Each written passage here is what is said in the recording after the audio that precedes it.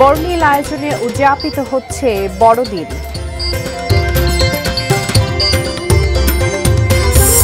মাস্টারের প্রতি ক্ষোভ থেকেই চাঁদপুরে জাহাজে 7 খুন বলছে র্যাব। দ্রুত নির্বাচনের জন্য এত মানুষ শহীদ হয়নি, মন্তব্য উপদেষ্টা আসিফের।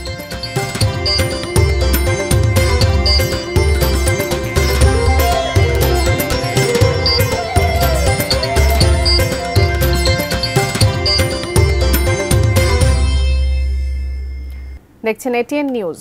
দেশের খবরে সবাইকে স্বাগত জানাচ্ছি, আমি বাবলি ইয়াসমিন। এতক্ষণ শুনছিলেন আকিজ বশির গ্লাসের সৌজন্যে সংবাদ শিরোনাম। বড়দিন উদযাপনের খবর। মুখরতায় সারা দেশে উদযাপিত হচ্ছে শুভ বড়দিন। সকালে গির্জায় গির্জায় অনুষ্ঠিত হয়েছে সমবেত প্রার্থনা। প্রার্থনা শেষে কেক কেটে যীশু খ্রিস্টের জন্মদিন পালন করা হয়। খ্রিস্টান ধর্মাবলম্বীদের সবচেয়ে বড় ধর্মীয় উৎসব বড়দিন উদযাপিত হবে দিনভর নানা আয়োজনের মধ্য দিয়ে। প্রতিনিধিদের পাঠানো তথ্য ছবিতে ডেস্ক রিপোর্ট। চট্টগ্রামের পাথরঘাটায় পর্তুগিজদের নির্মিত ঐতিহ্যবাহী জপমালার রানী গির্জায় সমবেত প্রার্থনা ও সঙ্গীতের মধ্য দিয়ে শুরু হয় বড়দিনের আনুষ্ঠানিকতা। নগরীর বিভিন্ন প্রান্ত থেকে খ্রিস্টান সম্প্রদায়ের মানুষ যোগ দেন। গির্জায় সুন্দরভাবে সাজানো হয়েছে গোশালা, ক্রিসমাস ট্রি। দিনব্যাপী রয়েছে নানা ধর্মীয় আয়োজন। ব্রাহ্মণবাড়িয়ায় সম্মিলিত প্রার্থনার মধ্য দিয়ে দিবসের সূচনা হয়। পরে ধর্মীয় আলোচনা এবং সমবেত কীর্তনের সঙ্গে কাটা হয় যিশুর জন্মদিনের কেক। যীশু খ্রিস্ট মানুষের মুক্তির জন্য সেই জন্মগ্রহণ করেছেন, এই বার্তা আমরা আজকের দিনে ছড়িয়ে দিতে চাই। আলোকসজ্জায় সজ্জিত খুলনা গির্জাগুলো। প্রার্থনা, সঙ্গীত ও নানা আনন্দ আয়োজনের মধ্যে উদযাপিত হচ্ছে বড়দিন। সকালে পার্বত্য জেলার বান্দরবানের গির্জায় গির্জায় হয়েছে প্রার্থনা ও কীর্তন। নারী, পুরুষ, শিশু নানা সাজে সেজে নতুন কাপড় পরে প্রার্থনায় অংশ নেন। চাঁপাইনবাবগঞ্জে প্রার্থনা দেশবাসী সহ সবার শান্তি কামনা করা হয়। প্রার্থনা শেষে চার্চ প্রাঙ্গণে কাটা হয় কেক। আনন্দ উৎসবের মধ্য দিয়ে মেহেরপুরে পালিত হচ্ছে খ্রিস্টীয় ধর্মাবলম্বীদের প্রধান ও সবচাইতে বড় উৎসব বড়দিন। নাটোরে মানবতার কল্যাণে যীশুখ্রিস্টের শান্তির বাণী ছড়িয়ে যাবে মানুষের মনে, এমন প্রত্যাশা নিয়ে সকালে বিশেষ প্রার্থনার মাধ্যমে শুরু হয় দিনটি। চার্চে স্তুতি ও কীর্তনের মাধ্যমে যিশুকে স্মরণ করা হয়। সকাল থেকেই সাভারে ধর্মীয় আচারাদি ও আনন্দ উৎসব প্রার্থনার মাধ্যমে দিনটি শুরু হয়। দিবসটি ঘিরে আইন শৃঙ্খলা রক্ষাকারী বাহিনীর পক্ষ থেকে নেওয়া হয়েছে কয়েক স্তরের নিরাপত্তা ব্যবস্থা। Saikat Dasgupta, desk report, ATN news. যতবারই ছুঁই তোকে দিই যত্ন মাখা কোমল ছোঁয়া। এসিআই নিয়ে এলো কোকোনাট মিল্ক ও জাফরানের নির্যাস সমৃদ্ধ বেবি সফট বেবি লোশন, যা বাবুর ত্বকের আর্দ্রতা বজায় রাখে দীর্ঘক্ষণ। কোমল ছোঁয়া প্রতিবার, বেবি সফট। জাহাজের মাস্টারের উপর ক্ষোভ থেকেই 7 জনকে ঘুমের ওষুধ খাইয়ে কুপিয়ে হত্যা করেন জাহাজেরই কর্মী আকাশ মণ্ডল ইরফান। মঙ্গলবার আকাশ মণ্ডলকে বাগেরহাটের চিতলমারি থেকে গ্রেফতার করেছে র্যাব। দুপুরে কুমিল্লা কার্যালয়ে সংবাদ সম্মেলনে র্যাব 11-এর উপ অধিনায়ক মেজর সাকিব হোসেন বিস্তারিত জানান। তিনি বলেন, আকাশ মণ্ডলের মোবাইল, ঘুমের ওষুধ, নিহতদের মোবাইল, ব্যাগ, রক্তমাখা জিন্সের প্যান্ট ও গ্লাভস পাওয়া গেছে।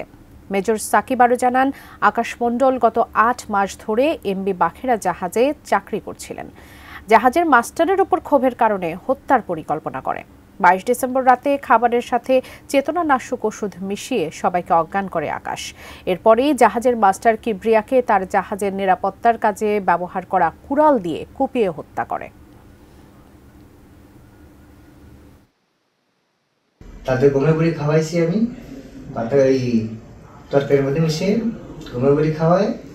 আমি চাইনিজ কুড়াল ছিল মাস্টারের কেবিনে, চাইনিজ কুড়াল দিয়ে আমি সবাই এক এক করে হত্যা করেছি। ক্ষোভ থেকে মূলত পরিকল্পনা করে চেতনানাশক ওষুধ মিশিয়ে মাস্টারকে হত্যা করার উদ্দেশ্যেই মূলত সে প্রথমে মাস্টারকে হত্যা করে। পরবর্তীতে সে যখন বুঝতে পারে এই জাহাজের অন্যান্য সদস্য যারা আছে তারা তার ব্যাপারে তথ্য দিলে সে পালিয়ে থাকলেও আইনশৃঙ্খলা রক্ষাকারী বাহিনী তাকে গ্রেফতার করতে পারবে, এই আইনশৃঙ্খলা বাহিনীর গ্রেফতার এড়াতে সে ক্রমান্বয়ে বাকি সদস্যদের হত্যা চেষ্টা করে। অনেক দিন থেকে আমার ইচ্ছা ছিল যে গিটার শিখবো। আমি যেহেতু স্টুডেন্ট, একবারে এতগুলো টাকাও ম্যানেজ করা সম্ভব হবে না। জানতে পারলাম বাবার মাধ্যমে যে বিকাশে সেভিংস করা যায়। সেমিস্টার ফুল হয়ে গেল। ওই দিন গেছে আমি বুক ফুলাই গেছি গিটার কিনতে। এটা সবথেকে ভালো লাগে যে ক্যাশ আউট করতে গেলে কোনো চার্জ লাগে না। বিকাশ অ্যাপে ডিপিএস টাকা জমায় সারা দেশ। দেখছেন দেশের খবর।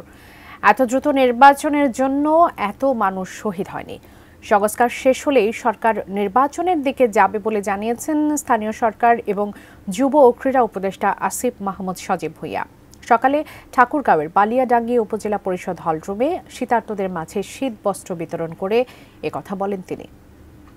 একটা নির্বাচন কিংবা ভোটের জন্য এত মানুষ জীবন দেয়নি, প্রায় 200 শতাধিক আমরা ধারণা করছি আমাদের শহীদ এবং 20,000-এরও বেশি আহত এবং শহীদ পরিবার এবং আমাদের আহতরাও সংস্কারের কথা বলছে। এই সরকারের একটা ক্লিয়ার ম্যান্ডেট হচ্ছে আমরা সংস্কার কার্যক্রমগুলো করব এবং আপনারা জানেন কমিশনগুলোর প্রায় 3 মাসের মতো সময় হয়ে যাচ্ছে, কমিশনগুলোর প্রস্তাবনা দেবে। তারপর আমরা যারা স্টেক হোল্ডার্স আছে তাদের সাথে কনসালটেশনের ভিত্তিতে সংস্কার কার্যক্রম বাস্তবায়ন করে একটা ইলেকশনের দিকে যাব। দেশের খবরের সময় হলো একটা বিরতি নেবার, এরপর আরো যা থাকছে।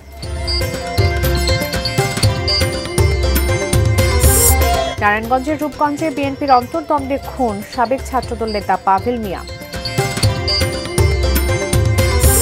20 বছর বেতনহীন রাজবাড়ীর আইডিয়াল গার্লস কলেজের 3 শিক্ষক।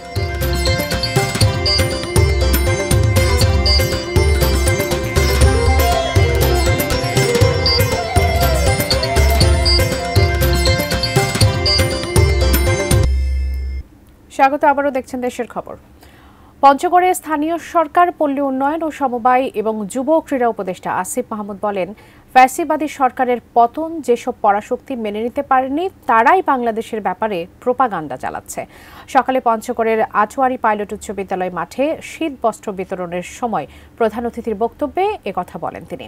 আটোয়ারি উপজেলা নির্বাহী অফিসার শফিউল মাজলু বিন রহমানের সভাপতিত্বে আয়োজিত অনুষ্ঠানে উপস্থিত ছিলেন বৈষম্য বিরোধী আন্দোলনে পঞ্চগড় জেলার সমন্বয়ক ফজলে রাব্বি, আটোয়ারি উপজেলার জামায়াতে ইসলামীর আমির ইউনুস আলী খান, উপজেলা বিএনপির সদস্য সচিব কুদরতি খুদা সহ বিশিষ্টজনেরা।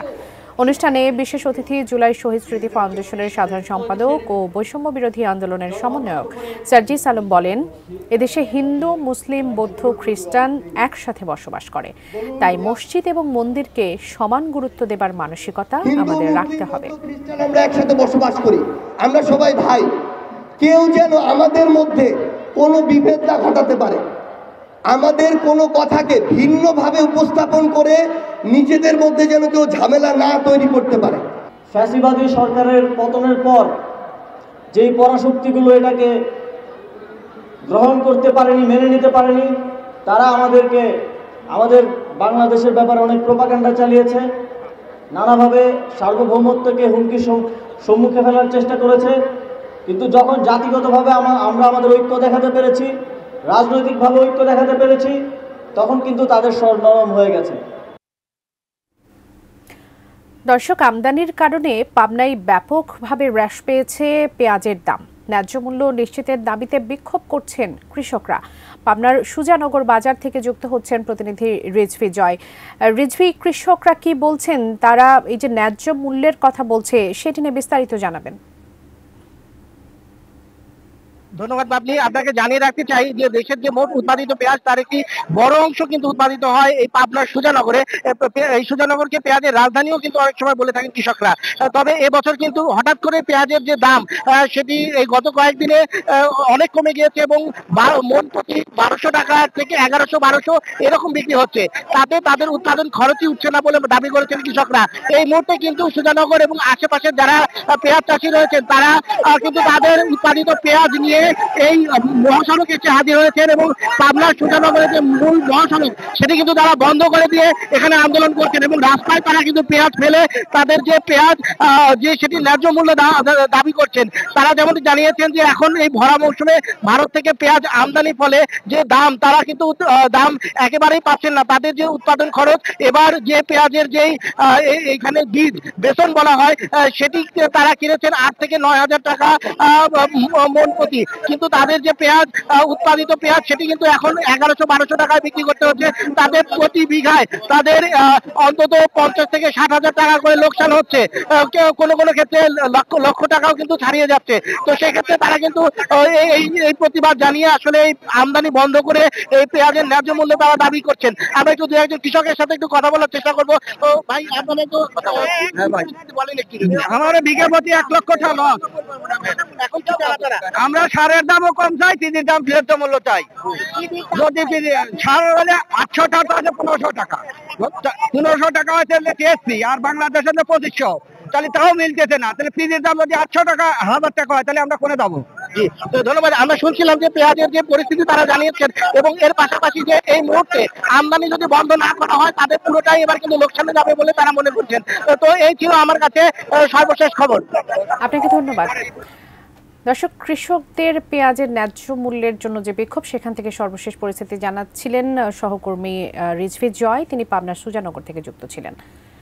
নারায়ণগঞ্জের রূপগঞ্জে সন্ত্রাসী হামলায় কাঞ্চন পৌর ছাত্রদলের সাবেক আহ্বায়ক পাভেল মিয়া নিহত হয়েছেন। এ ঘটনায় এলাকায় উত্তেজনা দেখা দিয়েছে। এলাকাবাসী ও নিহতদের স্বজনরা জানান, রাত 9টার দিকে কাঞ্চন পৌর স্বেচ্ছাসেবক দলের সদস্য সচিব আমিনুল ইসলাম স্বপনের সঙ্গে 6 নম্বর ওয়ার্ড বিএনপির সাধারণ সম্পাদক বায়েজিদের মধ্যে মোবাইল ফোনে কথা কাটাকাটি হয়। তারই জের ধরে রাতেই বিএনপি নেতা বায়েজিদ ও জাহাঙ্গীরের নেতৃত্বে একদল সন্ত্রাসী স্বপনকে পৌরসভা কার্যালয়ে খুঁজতে আসে। সেখানে পাভেল মিয়াকে একা পেয়ে তার উপর হামলা চালায়। সন্ত্রাসীরা লাঠিসোঁটা দিয়ে পাভেলের মাথায় ও শরীরের বিভিন্ন স্থানে আঘাত করে। গুরুতর অবস্থায় হাসপাতালে নেওয়া হলে চিকিৎসক তাকে মৃত ঘোষণা করেন। এদিকে পাভেল হত্যার খবর ছড়িয়ে পড়লে বিক্ষুব্ধ এলাকাবাসী রাতেই অভিযুক্ত বায়েজিদের বাড়িতে আগুন দেয়।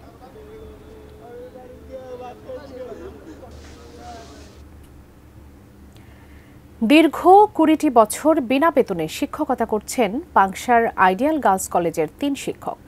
আশা ছিল কলেজ এমপিওভুক্ত হবে, বেতন পাবেন, স্বাচ্ছন্দ্যে কাটবে জীবন। কলেজ এমপিওভুক্ত হয়েছে, কিন্তু বেতন হয়নি তাদের। নিজেদের দুর্ভাগ্যের জন্য তারা দুষছেন অধ্যক্ষের চক্রান্তকে। রাজবাড়ীর প্রতিনিধি লিটন চক্রবর্তীর তথ্য ছবিতে দেখুন ডেস্ক রিপোর্ট। ইসলামী বিশ্ববিদ্যালয় কুষ্টিয়া থেকে ইংরেজি বিষয়ে পড়ালেখা শেষ করে 2004 সালে রাজবাড়ীর পাংশা শহরে আইডিয়াল গার্লস কলেজে শিক্ষক হিসেবে যোগ দেন রফিকুন নবী চৌধুরী। এই কলেজ নির্মাণে সহযোগিতা করেছেন তিনি। অথচ 20 বছর ধরে বিনা বেতনে শিক্ষকতা করে এলেও কোনো বেতন পাননি তিনি। 2022 সালে কলেজ এমপিওভুক্ত হয়, তবে রফিকুন নবী সহ আরও 2 শিক্ষক এমপিওভুক্ত হতে পারেননি। তাদের অভিযোগ, কলেজের অধ্যক্ষের ষড়যন্ত্রের কারণেই বঞ্চিত তারা। বেতনের দাবিতে অধ্যক্ষের বিরুদ্ধে আদালতে মামলাও করেছেন তারা। এখানে যে শ্রম দিয়েছি, আমার জীবনের 20 বছরই সময় ধ্বংস হয়ে গেছে। আমি এখন বিমর্ষ, আমি এখন হতাশাগ্রস্ত। একই পরিস্থিতি তপন কুমার বিশ্বাস ও সিদ্ধিরাম ঘোষের। এখন তাদের দিন কাটছে হতাশায়। আমাদের সম্পর্কে নানান ধরনের মিথ্যা বানোয়াট বক্তব্য বলে সমাজে আমাদের হেয় প্রতিপন্ন করার জন্য তিনি উঠে পড়ে লেগেছেন। একটা রেজলিউশনের সাথে আরেকটা রেজলিউশন কোনো মিল নাই। এক জায়গায় 17 নম্বর ক্রমিকে আর এক জায়গায় 18 নম্বর ক্রমিকে। তাদের অভিযোগ তুললে রফিকুন নবী চৌধুরী কলেজের শিক্ষকই নন বলে দাবি করেন অধ্যক্ষ। তপন কুমার বিশ্বাস ও সিদ্ধিরাম ঘোষের বিষয়েও দেন নানা যুক্তি। রফিকুন নবী এই কলেজের নিয়োগপ্রাপ্ত শিক্ষকই না, সে সম্পূর্ণ কাগজপাতি সৃজন করে কোর্টে কেস করছে, কোর্টই ফয়সালা দিবে। সিদ্ধিরাম ঘোষ তার সার্টিফিকেট জালের কারণে এমপিও রিজেক্ট হয়ে গেছে। তপন কুমার বিশ্বাস তার কাম্য শিক্ষাগত যোগ্যতা না থাকায় তার এমপিও রিজেক্ট হয়ে যায়। শাহানা জাহান, ডেস্ক রিপোর্ট, এটিএন নিউজ। সময় হলো আরো একটি বিরতি নেবার, ফিরছি একটু পর, সঙ্গে থাকুন।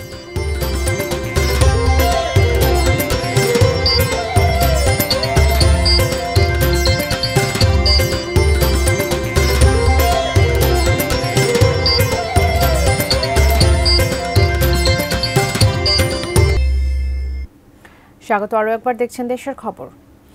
উত্তরবঙ্গ, এমনকি দেশের প্রাচীন রেল জংশনের একটি চাঁপাইনবাবগঞ্জের আমনুরা।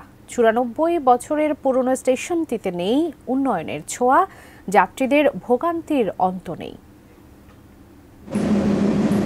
আমনুরা জংশন দেশের পুরনো রেল স্টেশনগুলোর একটি, চাঁপাইনবাবগঞ্জ জেলা শহর থেকে প্রায় 9 কিলোমিটার দূরে অবস্থান।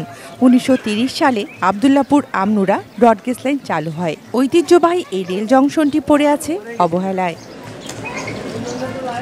আগের মতো ট্রেন চলাচল করে না এই স্টেশন দিয়ে। ঢাকাগামী কোনো আন্তনগর ট্রেনও নেই। নেই যাত্রী ছাউনি, শৌচাগার ও পানির ব্যবস্থা। খোলা আকাশের নিচেই যাত্রীদের ট্রেনের জন্য অপেক্ষা। প্রতিদিন দুর্ভোগ সহ যাত্রীরা তাই ক্ষুব্ধ। এসে এখানে অনেকে ভোগান্তিতে পড়া যায় যাত্রী ছাউনি না থাকার কারণে। যেটা ছিল সেটা অবশ্য এখন পরিত্যক্ত অবস্থা পড়ে আছে। এখানে জিরো সুযোগ সুবিধা। এখানে না কোনো পানির ব্যবস্থা আছে, না কোনো থাকার ব্যবস্থা আছে, না কোনো টয়লেটের ব্যবস্থা আছে। ব্রিটিশ আমল থেকে এই জংশন, সেই জংশনের এখন পর্যন্ত ছাউনি আমরা পাইনি, শুধু প্রতিশ্রুতিই পেয়ে গেছি। যেটা আমরা এখন থেকে 20 বছর আগে দেখেছি ঠিক এইভাবেই আছে, কোনো ডেভেলপ নাই স্টেশনের। আমনুরা জংশন রেলওয়ে স্টেশন ঘিরে ত্রিমুখী রেলপথের একটি রাজশাহী, একটি চাঁপাইনবাবগঞ্জ শহর ও আরেকটি গেছে রহনপুর হয়ে ভারতের সিঙ্গাবাদ রেলবন্দরে। এই স্টেশন দিয়ে আপ ডাউন করে 10 জোড়া ট্রেন।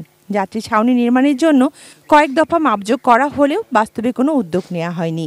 প্ল্যাটফর্মটা ছিল হলো আমাদের ওইটাই, পুরাতন যেটা সেটাই প্ল্যাটফর্ম ছিল। পরবর্তীতে আমাদের এই নতুন প্ল্যাটফর্মটা হওয়ার পরে যাত্রী ছাউনিটা এখনো অবধি হয়ে ওঠেনি। বেশ কয়েকবার এটার মাপজোক নিয়ে গেছে, প্রক্রিয়াধীন অবস্থায় আছে। ঐতিহাসিক আমনুরা জংশন সময়ের মধ্যে যাত্রী ছাউনি সহ অন্যান্য সুবিধা নিশ্চিত করার দাবি স্থানীয়দের।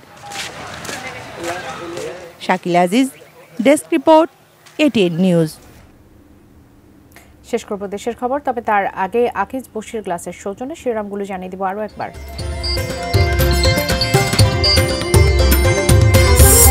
বর্ণিল আয়োজনে উদযাপিত হচ্ছে বড়দিন। মাস্টারের প্রতি ক্ষোভ থেকেই চাঁদপুরে জাহাজের 7 খুন বলছে র্যাব। দ্রুত নির্বাচনের জন্য এত মানুষ শহীদ হয়নি, মন্তব্য উপদেষ্টা আসিফের। নারায়ণগঞ্জের রূপগঞ্জে বিএনপির অন্তর্দ্বন্দ্বে খুন সাবেক ছাত্রদল নেতা পাভেল মিয়া। 20 বছর বেতনহীন রাজবাড়ীর আইডিয়াল গার্লস কলেজের 3 শিক্ষক।